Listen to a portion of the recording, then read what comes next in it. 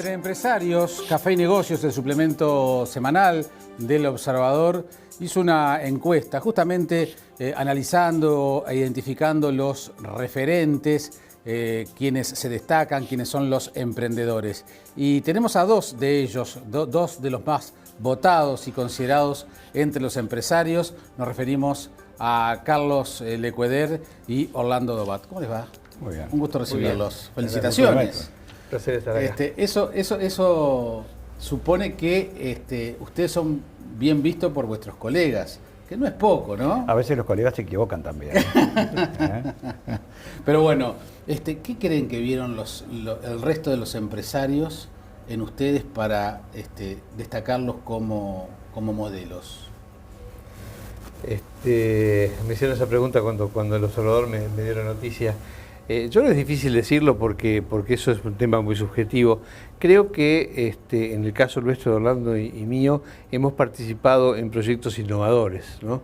Creo que el hecho de que el Uruguay sea hoy un referente en materia de zona franca, que tenga la mejor zona franca del continente como es Zona América, digamos, con lo que significa eso para el país en cuanto a puestos de trabajo, en cuanto a haber liderado un crecimiento que hemos aprovechado nosotros con una zona franca también nosotros, sin dudas genera claramente un respeto y el hecho de ver algo innovador.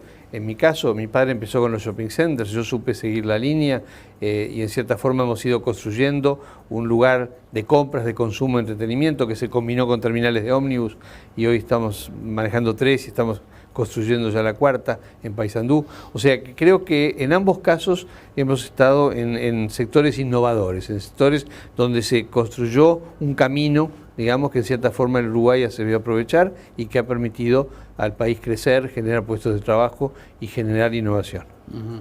Yo hace 20 años recuerdo que estando ya en Radio Sarandí, ustedes dos eran vistos casi como bichos raros, porque los convocábamos para que nos explicaran eso y nos quisieran convencer y transmitirle a los oyentes en aquel momento por qué la necesidad de una zona franca, en muchos casos hasta qué era, y en el caso de Montevideo Shopping lo mismo, tratar de entender la idea. Muchos años. Son muchos años, o capaz que no tantos en tiempos de la vida de un país. ¿Cuál fue el principal escollo? El hacerle entender a la opinión pública, a los gobernantes del momento. ¿Cuáles fueron las vallas más complicadas? Yo pienso que los dos proyectos se parecen bastante en ciertos aspectos. Y más que nada porque nos desafiamos a hacer algo que no había en el país. Pero sí había en otras partes del mundo. Y no había cultura. Porque a pesar de que Uruguay, por ejemplo, el régimen de zonas francas desde 1923, nunca hubo conciencia de las zonas francas y tampoco se desarrollaron hasta la última ley. Entonces la ley del 87 tuvo una importancia enorme porque fue absolutamente el día y la noche, o sea, cambió absolutamente todo el régimen y creo que solo los que estábamos muy metidos en la cosa entendíamos en profundidad lo que significaba ese cambio. Pasó como desapercibido frente a la gente, porque era de pronto muy técnico, muy aduanero, muy impositivo, no se podía comprender y se podía hacer fácil la crítica. La crítica, ¿cómo puede ser posible que haya un lugar donde no se paga ningún impuesto? Pero se están haciendo una competencia desleal con respecto al comercio, a la industria, etcétera, etcétera. Y hay que estar aclarando continuamente la diferencia que hay entre una zona franca que no participa prácticamente en el comercio local y en la producción local, y que es como una empresa que está instalada fuera de la frontera del país. Yo a veces siempre les decía, hay realmente una tendencia en el Uruguay de que la gente emigra buscando trabajo. Y nosotros acá lo que estamos haciendo es lograr que la gente se quede en el país, pero trabaje en el exterior. Bueno, a ver si esas eran las imágenes que podían colar de alguna manera y hacer entender a la comunidad de qué se trataba esto, ¿sí?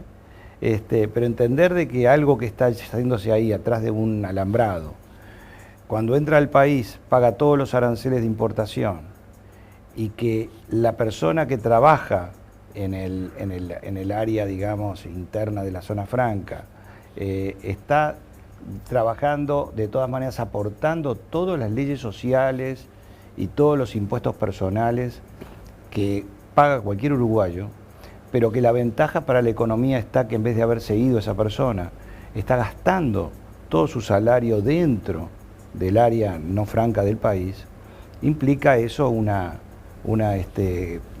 digamos, un mensaje bastante importante para la comunidad, y lo hemos logrado. Hoy son 10.000 personas que trabajan. 10.000 personas que representará en materia de indirecta muchísimo más. Se pueden estimar. Pero además hay que entender que es una ciudad que se apaga totalmente a las 6 de la tarde. Entonces, y que son cabezas, con respecto a una ciudad del interior, trabaja uno, de pronto trabajan los dos, pero hay niños, etcétera, y en ese conjunto serán 10.000. Pero acá son 10.000 trabajadores, de los cuales el 30%, 30 y algo por ciento, son todos profesionales universitarios, todos salarios bastante altos, porque se manejan con otros criterios.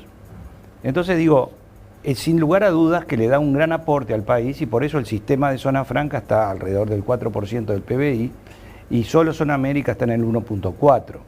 Es decir, es importante lo que se aporta con esto. Recién, ahora, después de mucho tiempo, los gobiernos entendieron el tema y empezaron a considerarlo. Primero, cuando no pertenecíamos ni siquiera al PBI. Uruguay no ponía a la zona franca dentro del PBI. Hoy se dieron cuenta de que era una pérdida demasiado grande hacer que eso no esté dentro del PBI, porque realmente es producción nacional. Claro. Bueno, pero el problema era cerrar las cuentas, porque ¿cómo cerramos las cuentas? Hoy día existe el problema. Vemos que hay exportaciones a Nueva Palmira. ¿Cómo exportaciones a Nueva Palmira? Sí, se exporta a Nueva Palmira y se exporta a una zona franca. ¿Y por qué no se puede abrir y decir tanto a China, tanto a cada país? Porque se entrevera todo el grano. En una zona franca viene de la Argentina, viene de Paraguay, viene de Uruguay, y ahí va a silos y de ahí se exporta. Entonces, se puede aplicar ciertas técnicas para separarlo, pero son siempre producto de la imaginación. ¿Sí? Lecueder, los escollos, cuando se plantearon estas ideas, el no se puede, ese palo en la rueda tan típico, primero es el no o sí pero, o directamente el palo en la rueda. Yo diría que la experiencia de Montevideo Shopping fue la primera, y ahí había un tema, digamos, primero municipal, que no fue tan difícil en ese momento. En segundo lugar, el gran tema fue convencer a los comerciantes que vinieran. Un shopping center sin comerciantes no existe. Claro. Y convencer a los comerciantes que dejaran el centro para trasladarse a una zona de la ciudad con bajo nivel de desarrollo era algo muy difícil. Y fue el gran desafío. El gran desafío fue convencer a 80 personas que creyeran en nuestra idea y se instalaran junto con nosotros. Cuando vinieron Portones y Tres Cruces unos años después, Portones fue mucho más fácil porque era repetir la idea. En el caso de Tres Cruces vino la duda, bueno, ¿qué pasará con una terminal de ómnibus? Nosotros explicábamos un concepto que hoy está en boga en el mundo, que en aquel momento iniciábamos, que era el complejo de usos múltiples, de usos mezclados. O sea, una terminal de ómnibus con shopping, un shopping center con edificios de oficinas al lado, un shopping center con hotel. Cosas que hoy están en todos lados desarrolladas, pero Tres Cruces fue un gran pionero. Y en su momento nuevamente fue convencer primero un trabajo con los transportistas en equipo con muchos, digamos, convenciendo a otros, pero también convencer a los comerciantes de una idea. O sea que siempre está el tema de, cuando uno tiene una idea nueva, hay que tratar de que la gente la absorba para que participe. Es muy raro, no existe que un emprendedor diga yo voy a emprender tal negocio, tal actividad y que solo la lleve adelante, porque siempre hay un montón de gente, sea en una zona franca, sea en un shopping center, sea en un edificio de oficinas. Cuando nosotros empezamos a analizar la posibilidad de hacer el World Trade Center en la zona del buceo, en ese momento edificio de oficina fuera del centro Ciudad Vieja no existía. Exacto. Y empresas buscando dónde instalarse tampoco. O sea que era nuevamente una idea que nos gustaba, que veíamos en el mundo, porque estas cosas uno ve afuera, que ve ciudades descentralizadas, donde el centro se divide, ya no es el centro omnipotente de la década del 50 de la ciudad de Montevideo, sino que se va descentralizando. La propia intendencia pone oficinas en todas partes de la ciudad, el comercio se abre y el trabajo también se abre. Y así fue que hicimos la primera torre, con un gran temor, que pase, hacemos una torre y no se vende. Y se vendió, bueno, y van 4. Y además hemos agregado una zona franca. O sea que hemos ido haciendo esa labor de convencimiento a gente que nos acompañe. y por suerte con eso hemos podido, digamos, desarrollar conceptos como shopping, como complejo de oficinas. Cuando aparecen los peros y los problemas, ¿es por desconfianza? ¿Es por miedo? ¿Es por envidia? Bueno, ¿Es qué macana que no se me ocurrió a mí? Hay muchos factores. El que más hemos sufrido nosotros con el proyecto de Jacksonville, por ejemplo, claro, que es un proyecto, es un fracaso, en cierta manera, porque es un proyecto frustrado. Frustrado por las autoridades. Las autoridades, es explicable, siempre existe una explicación de cómo se interpretan las normas. Pero hay formas de interpretarla y cuando se quiere ir a favor de una idea, se puede ayudar. Pero acá hubo mucha ideología. Recordémoslo el proyecto. Sí, cómo no. Al lado de Zona Franca, de Zona América, hay un gran terreno que pertenecía a la Escuela Agrícola Jackson, a los padres salesianos, con una plaza que nosotros recuperamos, una iglesia, precioso, etcétera, que hemos armado allí un centro que lo concebimos como el centro del pueblo y hacer alrededor de él digamos, un área habitable, que hubiesen actividades deportivas, centro de convenciones y un área digamos, de viviendas. Se trabajó y se presentó un proyecto muy pensado, muy elaborado. Se nos dijo que esa zona era rural. Por muchos años, esto ya tiene 11 años el proyecto. Nos hemos enfrentado primero a Arana y después a los sucesivos gobiernos, Ehrlich, que en algo colaboró más, pero la estructura abajo de la intendencia fue diciendo un no permanente. Bueno, eso fue ideológico. ¿Por qué? Porque se piensa que la ciudad debe estar concentrada en el centro, que abrirla tiene un costo muy elevado. No quisieron entender de que la ciudad se les va hacia Canelones y que la gente quiere vivir de otra manera y que si no le damos lo que la gente quiere, la gente lo toma. Y están los asentamientos que también hay que regularizar. Hay una cantidad de problemáticas dentro de lo que es la realidad de la ciudad. Nos ha permitido aprender mucho de urbanismo, aprender mucho de lo que hacen en otros lados.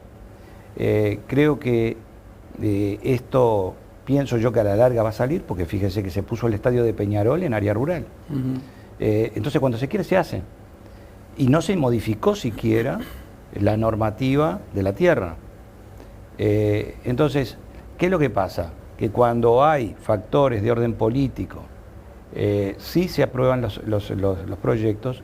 Cuando no hay factores de orden político o se está en contra por razones políticas e ideológicas, se puede llegar a impedir el desarrollo de toda una zona de la ciudad.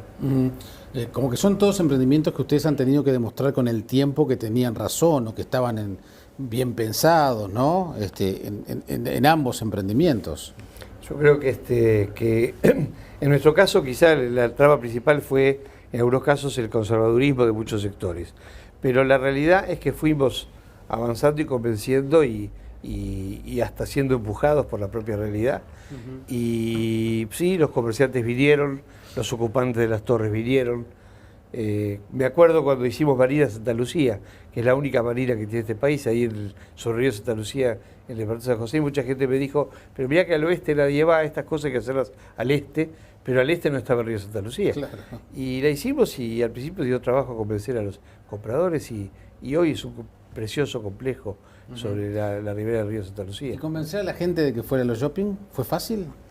Convencer a la gente fue más difícil de lo que pareció, porque todo el mundo decía nadie iba a ir y el día que abrieron el shopping todo el mundo iba, pero nosotros decíamos un poco graciosamente, decíamos la gente va sábado y domingo, entonces cuando va a decir esto está lleno, y todo el mundo comentaba estaba lleno, de lunes a viernes estaba vacío, pero como nadie iba, nadie se enteraba que estaba vacío. Claro. Entonces los comerciantes decían, ¿cómo hacemos para que venga la gente de lunes a viernes? Y ese fue el gran trabajo que todo complejo comercial tiene. Sábado y domingo asociado a paseo, la gente va enseguida.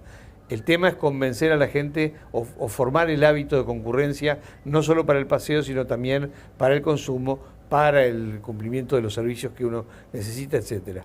Y eso es el trabajo que lleva años hacer. Normalmente un proyecto, después que abre, tiene que pasar su segunda Navidad para sentirse que está llegando a una etapa de maduración.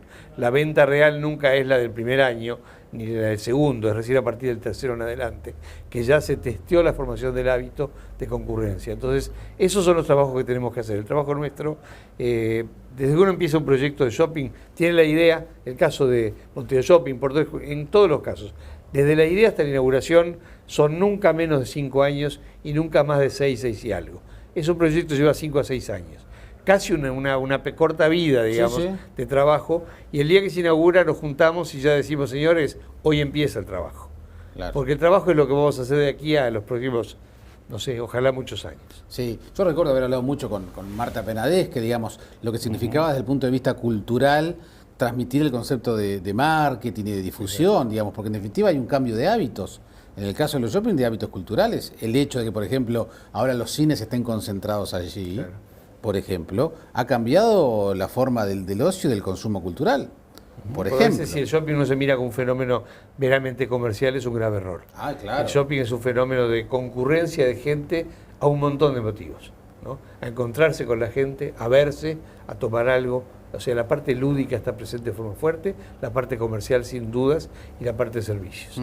Y nosotros lo que tenemos que hacer es poner todo eso en conjunto, dar la mejor oferta posible y el mejor servicio posible. Que uno llegue a un lugar seguro, limpio, ordenado, que funcione. Qué curioso. En ambos casos, al principio se les dijo, no, una zona franca, un shopping no va a funcionar. Y ahora hay varias zonas francas en el país y varios shopping en Montevideo y en el país también, ¿no? A veces como miramos muy corto. Hoy cuando los presentaba, le decía a Lucía Brocal que iban a estar ustedes aquí, que ella tuvo la oportunidad de hablar con ustedes en otra oportunidad mano a mano. Cuando yo le hablaba de emprendedores y empresarios, ella me insistió con el tema de los sueños, ¿no? ¿Cuál es el valor que tiene el soñar cada una de esas ideas, más allá de la concreción y del proyecto de viabilidad de cada uno de lo que han pensado ustedes? El sueño es muy importante, es parte de todo esto. Suena medio romántico. A ver, no, pero es real, es real. Sueño, visión. En la actividad empresaria se dice que toda empresa tiene que tener una visión y una misión. Y la visión es la visión del empresario. Es cómo lo ve, lo está viendo terminado, si es una contribución a la sociedad. Porque hay mucho en el empresario, hay mucho de querer ver integrado esa empresa y reconocida esa empresa en la comunidad en la que actúa.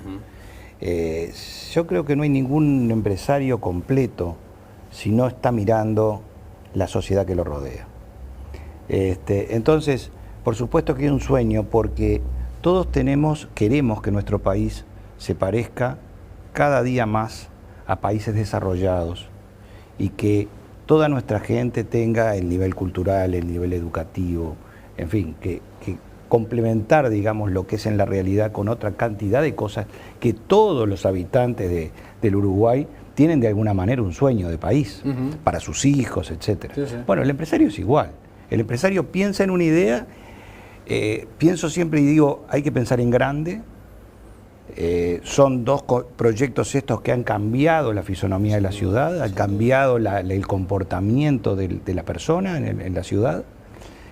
Sin lugar a dudas que ese tipo de pensamiento hace que, en primer lugar, en grande y en segundo lugar, ver las relaciones que tiene en forma permanente con la sociedad.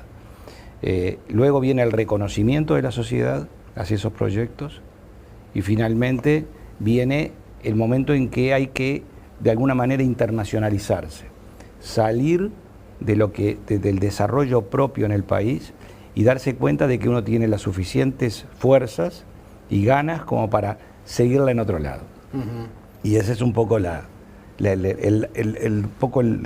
leitmotiv que nos guía a todos nosotros. En el caso suyo, en realidad su padre fue más soñador que usted. El soñador fue mi padre, exactamente. Entonces, una frase en el estudio que empieza diciendo: las grandes obras las sueñan los locos visionarios. Y yo lo ubico siempre en ese sector, ¿no? Yo creo que el sueño es la posibilidad de soñar, es tener la capacidad de generar una idea viable. porque sueños podemos tener todos. El tema para el emprendedor es el sueño viable, esas dos palabras. ¿Y qué es ser viable? Que es de las cosas que también nos preguntamos muy a menudo. Yo voy a buscar inversores que inviertan en mi proyecto. Viable tiene que ser darle rentabilidad a los inversores, si no después no invierte más. Pero viable, sin dudas, y mucho más que la rentabilidad, es importante para la propia sociedad en la cual estamos. Si no generamos puestos de trabajo, si no estamos orgullosos de lo que hacemos, ¿no?, el proyecto no es viable, ¿no? Yo, digamos, cuando voy a Tres Cruces y de golpe estoy en el sector comercial y tomo una escalera mecánica hacia abajo y veo la sala de espera donde hay de pronto 200 personas sentadas esperando el siguiente ómnibus o esperando alguna conexión, ¿no? Eso es un orgullo que no me lo saca nadie y no tiene nada que ver. Exacto, porque yo viví como muchos de los uruguayos vivimos la época que no había una terminal, que se esperaba el ómnibus en la calle, ¿no? Imaginemos lo que sería hoy, con la época de la onda, lo que sería hoy eso, claro, con el grado de inseguridad que tiene la ciudad, todo eso desperdigado por la ciudad. Y sin embargo hoy esa gente espera en un lugar con aire acondicionado, limpieza, seguridad, bien atendido, con todos los servicios que necesite, ¿no? Siempre uno puede pensar en más y hay que siempre pensar en más, pero yo seguro que yo eso siento un orgullo espectacular de sueño cumplido, ¿no? De ese sueño que inició mi padre y que hemos podido seguir, sueño cumplido. Cuando uno ve la zona franca, digamos, yo en el World Trade Center Free Zone vemos dos cosas importantes. Si comparo con las otras torres de World Trade Center, hay 4 torres de oficinas normales y una de zona franca. El promedio de edad de la gente que trabaja en zona franca es más bajo que el resto de la torre y el promedio de remuneración es más alto. Eso significa que estamos trabajando hacia algo que es lindo, porque no solo es poner a Uruguay trabajando hacia el mundo, sino además mejorando el nivel de vida de esos uruguayos que trabajan allí. Entonces, son todas las cosas que uno hace que uno se sienta orgulloso de lo que hace y que sienta más ganas de seguir haciéndola. Más allá del objetivo de lucro, que tiene que estar, porque si no está, no hay viabilidad económica, ¿no? Pero lo importante es que, como Orlando decía, digamos, el proyecto se meta dentro de la comunidad, conviva con ella, ¿no? Y cuando hace una promoción en un shopping en el cual el resultado va a ser para hacer determinada donación a determinado instituto, saber que estamos contribuyendo con lo que nos rodea. O trabajar en ideas de qué hacer con la educación en este país, donde uno puede tratar de empezar a pensar en cosas más en grande. Bueno, el orgullo de poder estar en proyectos que nos permiten hacer esas cosas. No todos no todo es color de rosa, porque también a veces hemos escuchado y escuchamos permanentemente a distintos sectores o distintos dirigentes que a veces hablan de los empresarios como los malos de la película, que justamente por pensar en el lucro no piensan en el país, no piensan en la sociedad. Son dos conceptos que ustedes acaban de desarrollar, pero yo quiero hablar un poquito de eso, porque también ustedes son empleadores. Y son empleadores que se tienen que sentar en una mesa a negociar con trabajadores y entonces a veces se quiere mostrar a los empresarios como egoístas, como los que se llevan la mejor tajada y no piensan en el resto. Ustedes han vivido eso también. Absolutamente. Creo que Carlos lo vive más que yo, porque lo que nosotros tenemos son un conjunto de empresas y en sí mismo la cantidad de empleados que tiene Zona América no es tan importante como la que tiene un Tata, un TCS o un Sabre, que tienen arriba de 1000 personas. En el caso nuestro somos menos, pero de todas formas estamos atentos a toda la situación global de la zona franca. Fundamentalmente hemos tenido las grandes dificultades en la construcción, con el sindicato de la construcción, que ese es un factor común a todos los quienes nos tenemos que meter en inversión, digamos, inmobiliaria, unos por razones de que están en la esencia del propio negocio, otros porque les gusta hacer inversiones y se encuentran con los grandes problemas que tiene este país en este momento.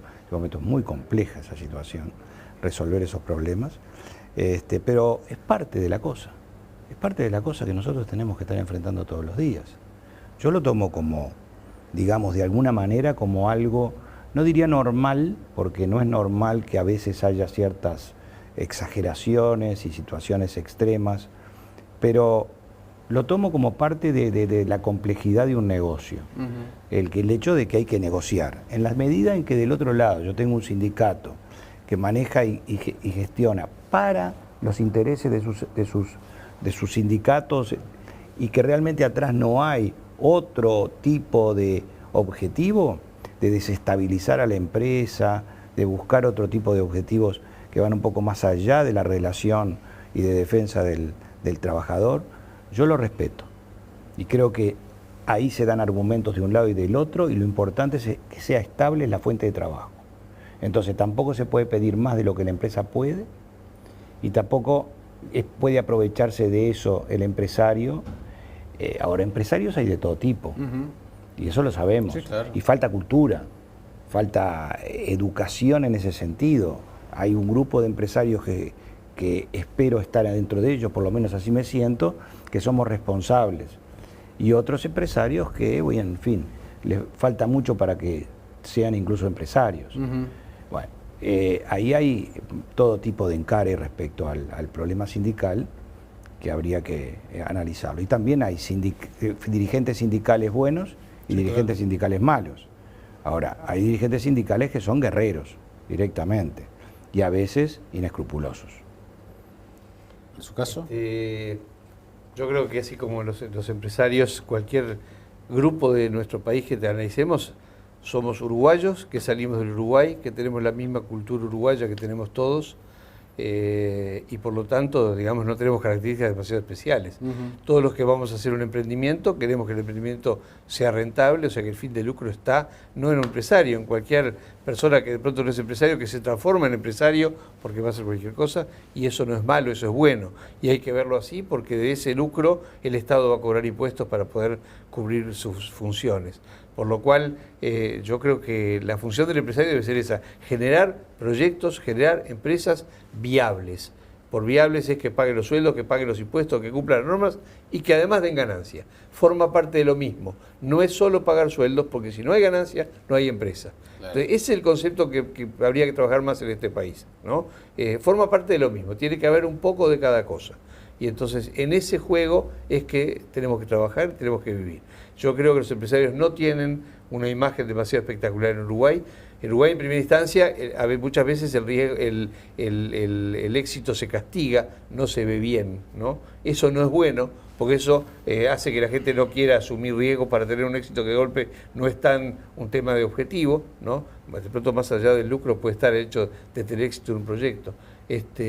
Y ese éxito tiene tantos factores, tantas cosas que lo hacen, ¿no? Que si uno logra un proyecto exitoso de verdad, es buenísimo para todos, porque le ha puesto trabajo, pagó buenos sueldos, pagó aportes, pagó impuestos, y eso es lo que tenemos que trabajar. El empresario tiene que trabajar en mejorar su imagen. Creo que en Uruguay en general esto no se ha dado, de las propias autoridades no hay un deseo de decir, entiendo que el empresario tiene que tener mejor imagen para que haya más empresarios, para que haya más emprendedores, para que haya más gente que corra riesgos. A veces en Uruguay nos falta eso, es el afán de correr un riesgo, ¿no? Yo creo que es un tema que ha estado mejorando muchísimo, y que la bonanza económica de los últimos años y que las medidas que ha tomado el gobierno para favorecer la inversión han sido buenas en ese sentido, para generar nuevos proyectos, y eso ha sucedido, pero nos falta más asumir riesgos. Decir, bueno, ¿qué pasa si mañana no vendo esto? Y bueno, me puede ir mal. Son las reglas de juego. Sí, claro. No todo está atadito por el Estado que los cuida. No. El empresario no tiene que estar atado al Estado, tiene que estar corriendo riesgos y sacando las cosas adelante. Somos una sociedad, un país muy politizado. Acá aparece, el ejemplo de la educación es clarísimo, que cada vez que comienza una administración se borra todo lo que se hizo y se empieza de nuevo. Y en muchos ámbitos quizás es así. Ustedes han atravesado varias administraciones de gobierno. ¿Cada 5 años ustedes sienten que en el área de ustedes hay que barajar y dar de nuevo y reacomodar las fichas? No. ¿No? Por ese lado. Yo en ese sentido yo no he tenido esa sensación. Pasé gobiernos blancos para gobiernos colorados, porque hay que acordarse que nosotros arrancamos en el 90, más o menos como ustedes, ¿no? Sí. 90, 91, 92, ustedes 85, sí. Bueno, está. Pero y atravesamos gobierno, yo recuerdo gobierno de la Calle, Sanguinetti, Valle y después el Frente Amplio. Y bueno, sí, siempre hubo, y yo siempre digo que no es tan cierto que en el pasado las cosas eran fáciles para los empresarios y que ahora con el Frente Amplio son difíciles. Eso no es cierto. Siempre fueron difíciles.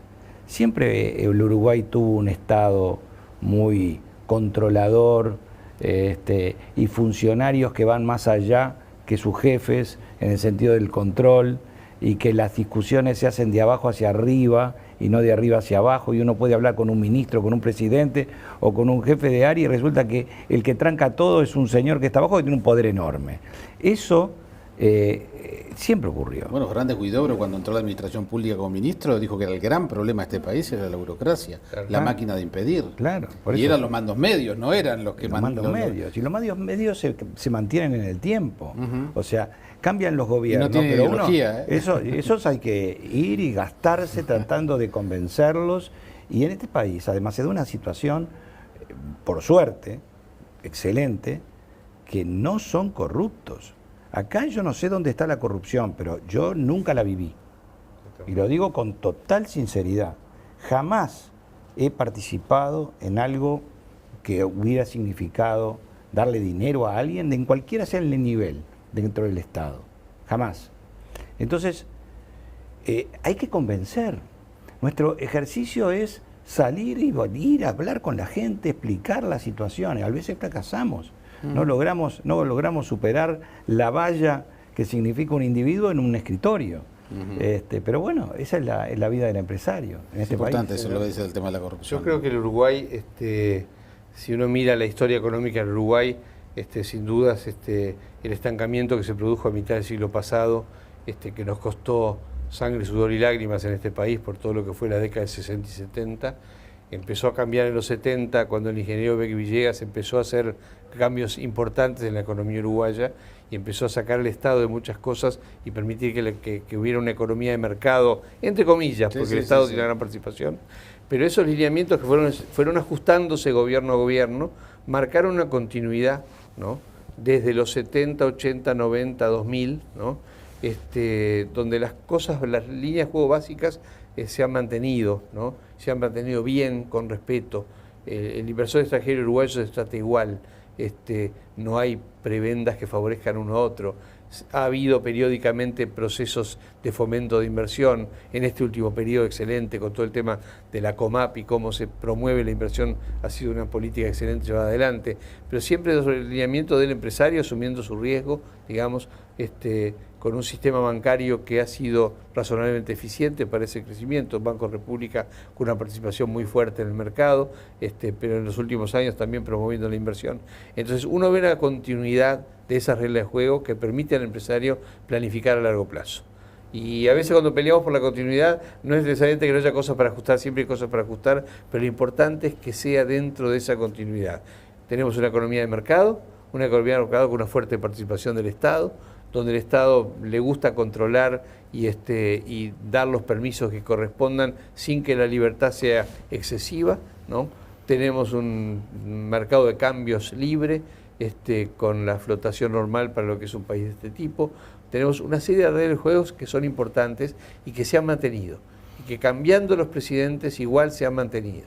El Frente Amplio tenía un equipo económico dirigido por el contador Astori, que sin dudas va a cumplir ahora su tercer mandato, que ha dado una continuidad a todo este proceso, ¿no? Que nos preocupó mucho, por ejemplo, con el periodo anterior se habló de que había un segundo gabinete en la sombra, digamos, por decirlo con la terminología que sucede en Inglaterra.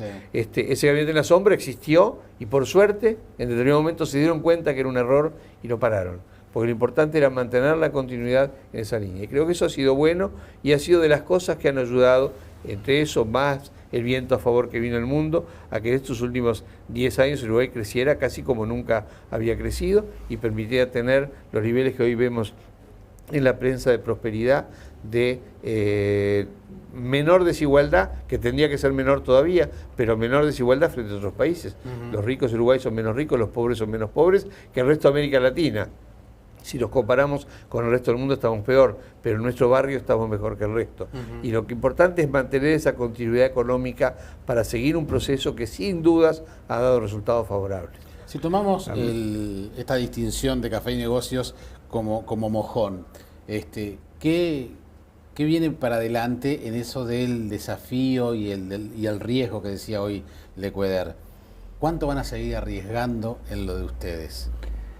Mire, yo soy bastante mayor que Carlos. Se pone y eso, hasta apenas algo. Y siempre se me se me ha planteado si uno tiene que tener una visión más corta, porque la edad de uno va avanzando y se sabe que el final está muy cerca de alguna manera. Y entonces uno va a estar empezando a pensar en términos más cortos. Y eso no es cierto. Uno sigue pensando exactamente igual que al principio, cuando tenía 20 o cuando tenía 30. Posiblemente sí pensamos más en los hijos, pensamos en la continuidad, en la familia, en otro tipo de soluciones para esto. Pero buscamos soluciones a nuestro pensamiento de largo plazo. Yo pienso que hay que seguir, que hay que estar atento, que hay siempre nuevas oportunidades para crecer, tanto en el país como fuera del país. Hoy nosotros me refiero a Zona América, estamos viendo y con mucho entusiasmo el tema de Colombia, estamos haciendo un emprendimiento en Colombia y creemos que va a ser muy beneficioso pensando en el Uruguay, no en Colombia, no en la empresa, también en el Uruguay, porque tener una plataforma de negocios uruguaya afuera, para que todas las empresas uruguayas sientan que hay un lugar en el cual se sientan recibidos y que balconean un nuevo mercado y se integran a un nuevo mercado, va a dar una perspectiva distinta. Uruguay no tiene casi relación económica con Colombia, y es un mercado extraordinario y en crecimiento. Uruguay mira a Argentina y mira a Brasil, y hay otras posibilidades en Latinoamérica muy cercanas y en condiciones de competitividad. Entonces digo, creo que estas cosas son otros desafíos distintos. ¿Y en su caso? Hace 2 años me entero que estaba la venta del terreno de Avenida Italia y Mariscala, donde la zona del Alto Perú, donde iban los circos hasta hace poco. Cierto. Y le dije a mi señora que iba a empezar a llamar inversores para ver la posibilidad de comprarme un proyecto nuevo. Y mi señora me dijo, bueno, ¿y por qué no parás un poco y te quedás tranquilo? Tenés para inaugurar un nuevo centro, que el nuevo centro se iba a inaugurar poco tiempo después. Y yo dije, justamente, después del nuevo centro, ¿qué vamos a hacer? ¿Qué hago? Y bueno, formamos un grupo y compramos el proyecto, estamos trabajando al firme y este año esperamos hacer el lanzamiento del proyecto. Y ¿qué va a ser? ¿Va a ser un shopping? Estamos armando un complejo comercial algo diferente. Vamos a ver qué es lo que sale. El año pasado la Intendencia de Paysandú llama a licitación para una terminal de ómnibus con shopping en Paysandú. Y si estamos en Salto y en Mercedes, Paysandú queda medio de paso. Y entonces, de vuelta, vamos a buscar inversores, armamos el grupo, nos presentamos a la licitación, ganamos. Y ya es así, ya estamos construyendo. Ya estamos trabajando en Paysandú. Yo creo que el tema es mirar el largo plazo más allá de la edad cronológica que uno tiene, ¿no? Yo sé que en algún momento los proyectos que uno está haciendo lo van a seguir los equipos que hemos armado, donde están integrados directamente mis hijos. Yo, como decía Orlando, yo trabajo para mi familia. Yo a esta altura lo que quiero, mi mayor orgullo es saber que mis 5 hijos mayores, queda uno solo todavía, trabajan conmigo, ¿no? Y el 6º no llegó todavía porque está en la universidad. O sea que la idea es que esto siga, ¿no? Y que en lo posible la educación que ellos han tenido no sea solamente la formal en los institutos de enseñanza, sino una educación de trabajo, de responsabilidad, de esfuerzo, que es la que seguimos en el estudio para seguir haciendo cosas. ¿Alguna vez se preguntaron por qué estoy en esto? ¿Quién me mandó a meterme en esto? Sí, muchas veces, muchas veces, porque además la vida es una serie de casualidades. La vida a uno le va ofreciendo oportunidades y uno las toma o no. Entonces, ¿por qué tomamos esta oportunidad y no otra? Claro. Y hubiera sido una vida completamente diferente. Yo no me olvido cuando yo y mi señora nos ofrecieron, estábamos los dos todavía sin hijos, en México, y tuve una oportunidad de irme a vivir a Alemania y trabajar para una empresa alemana. Y mi padre me mandaba una carta diciéndome, mirá, tenés que pensarlo bien, porque acá las cosas no están fáciles, y cuando vuelvas yo no te voy a poder asegurar nada. Bueno, y tomé la decisión de volver y de abrirme camino en el Uruguay cuando era más fácil en otro lado. Entonces a uno lo tira, el terruño lo tira sin lugar a dudas, y realmente toma una serie de opciones que muchas veces nos preguntamos, ¿qué hubiera sido de mí si hubiera tomado tal otro camino, ¿no? Las amistades distintas, las relaciones diferentes, todo es otra vida. Sí, ¿y el factor suerte cuánto influye? Yo tengo una filosofía que siempre digo, la suerte no existe. ¿Por qué? Porque si uno piensa que la suerte existe, deja cosas libradas a la suerte. Y en la vida no hay que dejar nada librado a la suerte. La vida es esfuerzo, es trabajo, es responsabilidad. Si yo digo, esto voy a tener suerte y me va a salir, es cuando no sale. Por lo tanto, como principio, la suerte no existe.